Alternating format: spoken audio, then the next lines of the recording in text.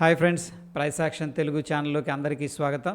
మనలో చాలామంది ఇన్వెస్ట్మెంట్ అనేది చేస్తూ ఉంటారు, చేయాలని అనుకుంటారు. బట్ ఏంటంటే ఎక్కడ చేస్తే బాగుంటుంది అండ్ ఎలా చేయాలి, అసలు ఎందుకు చేయాలి అనే ఒక గైడెన్స్ అనేది మన ఛానల్ ద్వారా అందిస్తాం. అయితే ఇన్వెస్ట్మెంట్ మనందరికీ తెలిసిందే. ఎందుకు చేస్తామంటే భవిష్యత్తులో అవసరాలు ఉంటాయి, పెరుగుతూ ఉంటాయి ఖర్చులు. వాటి కోసం ఈరోజే కొద్ది కొద్దిగా దాచుకోవటం అనేది అన్నీ మనం ఇన్వెస్ట్మెంట్ అంటాం సింపుల్గా. కొంతమంది ఏం చేస్తుంటారంటే రియల్ ఎస్టేట్కి సంబంధించిన ఇన్వెస్ట్మెంట్ చేస్తారు. చిన్న చిన్న ప్లాట్లు కొనటం కానీ, లేకపోతే అపార్ట్మెంట్స్ ఏదన్నా కానీ, లేకపోతే కొంతమంది కట్టించి కూడా ఇస్తూ ఉంటారు అన్నమాట. ఇదంతా కూడా రియల్ ఎస్టేట్ బిజినెస్ కిందకు వస్తుంది. దీంట్లో ఇన్వెస్ట్మెంట్ చేయాలంటే మన దగ్గర కొద్దిగా క్యాపిటల్ అనేది ఎక్కువగా అవసరం అవుతుంది, అంటే డబ్బు అనేది. అయితే ఇంకా చాలామంది ఏం చేస్తారంటే ఆల్రెడీ బిజినెస్ రన్ అవుతూ ఉంటుంది కదా, దాంట్లో కొంత పార్ట్నర్షిప్ అనేది తీసుకుంటారు. ఇది కూడా ఇన్వెస్ట్మెంటే. సో వాళ్ళు కానీ ఆ బిజినెస్ నమ్మి, వాళ్ళకి అర్థమయ్యి, వాళ్ళకి తెలిసిన వాళ్ళు ఉండి అంత ట్రస్ట్ అనిపించింది అనుకోండి, దాంట్లో ఇన్వెస్ట్ చేస్తారు. ఆ వచ్చిన ప్రాఫిట్లో అందరూ కూడా షేరింగ్ చేసుకోవడం జరుగుతుంది. అయితే ఫ్రెండ్స్, ఇక్కడ బిజినెస్లో ఇన్వెస్ట్మెంట్ చేయాలన్నా, లేకపోతే రియల్ ఎస్టేట్లో ఇన్వెస్ట్మెంట్ చేయాలన్నా మనకేంటంటే కొద్దిగా పెద్ద మొత్తంలో అవసరం అవుతుంది డబ్బు అనేది. దాని తర్వాత నెక్స్ట్ బెస్ట్ ఆల్టర్నేటివ్ వచ్చేసరికి స్టాక్ మార్కెట్. స్టాక్ మార్కెట్ అనగానే మనకి ఓన్లీ స్టాక్సే అని కాకుండా దాంట్లో కూడా చాలా ఫైనాన్షియల్ ప్రొడక్ట్స్ అనేది ఉన్నాయి. దాని గురించి మనం తర్వాత అయితే డిస్కస్ చేద్దాం. ఫర్ ఎగ్జాంపుల్ చూస్తే బాండ్స్ కొనుక్కోవచ్చు మనం, మ్యూచువల్ ఫండ్స్ ఉన్నాయి, అట్లా అనమాట. సో ఈ ఇన్వెస్ట్మెంట్ అనేది మనం ఎంత ఎర్లీగా ప్లాన్ చేస్తే అంత మంచిది. ఫర్ ఎగ్జాంపుల్ ఎందుకు చెప్తున్నానంటే, లేట్ అవుతుంది అనుకోండి, మనం చాలామంది ఏంటంటే 20-25 ఆ రేంజ్లో ఒక జాబ్ అనేది సంపాదించారనుకోండి, లైక్ బిజినెస్ కానీ ఎనీ అదర్ ప్రొఫెషన్ అయినా, ఇప్పుడే ముందులే 35-40లో చూద్దాం అప్పుడు అని చెప్పి అనుకుంటారు. బట్ రియాలిటీ ఏంటంటే తొందరగా స్టార్ట్ చేయటం వల్ల ఒక మంచి బెనిఫిట్ ఉంది. అది కాంపౌండ్ ఇంట్రెస్ట్ అనమాట. కాంపౌండింగ్ అనేది జరుగుతుంది మనం పెట్టిన అమౌంట్ అనేది. అంటే లైక్ ఏంటంటే ఒక ఎగ్జాంపుల్ ఎలా చెప్పాలి, మనం ఒక ఆవుని పెంచుకున్నాం అనుకోండి, సింపుల్గా చెప్తున్నాను.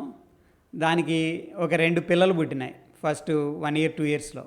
దాని నుంచి ఇంకో 2 పిల్లలు, దాని నుంచి ఇంకో 2 పిల్లలు. ఈ విధంగా కాంపౌండింగ్ ఎఫెక్ట్ అనమాట ఇదంతా కూడా. మనం కొన్నది ఒక్కటే ఆవు, బట్ దాని పిల్లలు ఏవైతే ఉన్నాయో కంటిన్యూస్గా మల్టిప్లై అవుతూ వెళ్ళిపోతూ ఉంది కదా, అదే కంపౌండింగ్ ఎఫెక్ట్.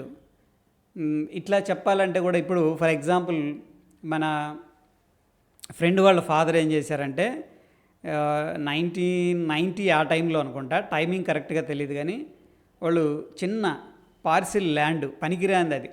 ఆయన ఏంటంటే క్లర్క్గా చేస్తారు బ్యాంకులో, చిన్న ఉద్యోగి.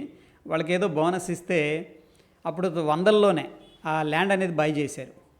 బై చేసిన తర్వాత కొన్ని సంవత్సరాలు అది పెరగలేదు, బట్ తర్వాత దానికి రేట్ అనేది బాగా వచ్చింది. అయితే వాళ్ళ పాప మ్యారేజ్ చేశారు, అండ్ వాళ్ళ బాబు యుఎస్ వెళ్ళి చదువుతాను ఎంఎస్ అంటే కూడా దానికి కావాల్సిన ఎక్స్పెండిచర్ మొత్తం ఖర్చులు కూడా ఆ యొక్క ఏదైతే ఇన్వెస్ట్మెంట్ చేశారో భూమి మీద అది తీర్చడం అనేది జరిగింది. ఇది నిజంగా జరిగింది. మీరు కూడా మీ నైబర్స్ కానీ మీ ఇంట్లో కానీ ఇటువంటివి చాలా విని ఉంటారనమాట. బట్ అదే ఇన్వెస్ట్మెంట్ ఇప్పుడు చేశారనుకోండి, ఇప్పుడు లక్షల్లో ఉంటుంది. అప్పుడంతా 100లో కొని ఉంటారు, ఇప్పుడు అది లక్షల్లో అనమాట. అట్లాగనే తొందరగా మనం ఎర్లీ ఏజ్లో ఇన్వెస్ట్మెంట్ అనేది స్టార్ట్ చేసుకుంటే, అది ఏదైనా కావచ్చు, స్టాక్ మార్కెట్ అయినా, రియల్ ఎస్టేట్ అయినా, ఇంకోటి ఏదైనా కావచ్చు, మన కాంపౌండింగ్ ఎఫెక్ట్ అనేది చాలా ఇన్ఫ్లుయెన్స్ చేస్తుంది అనమాట. ఓకే, సో డెఫినెట్గా ఒకవేళ మీరు లాంగ్ టర్మ్లో ఇన్వెస్ట్మెంట్ చేయాలనుకుంటే కూడా తొందరగా అంటే ఎర్లీ ఏజ్లో స్టార్ట్ చేయండి. ఒకవేళ మీకు సంబంధించిన ఎవరైనా పిల్లలు ఉన్నా కానీ వాళ్ళు తెలియక, ఎందుకంటే ఆ వయసులో కొంచెం ఖర్చులు పెట్టుకుంటూ ఉంటారు సరదాగా, ఓకే, అండ్ కొంత అమౌంట్ అనేది ఇన్వెస్ట్మెంట్ చేయమని చెప్పేసి వాళ్ళని ఎంకరేజ్ చేయండి. డెఫినెట్గా ఏంటంటే వాళ్ళు కూడా మంచి ఫైనాన్షియల్గా స్టేబుల్గా ఉండే అవకాశం ఉంది. ఎందుకంటే మనం చిన్నప్పుడు పెద్దగా ఫైనాన్షియల్ ఎడ్యుకేషన్ అనేది లేదు.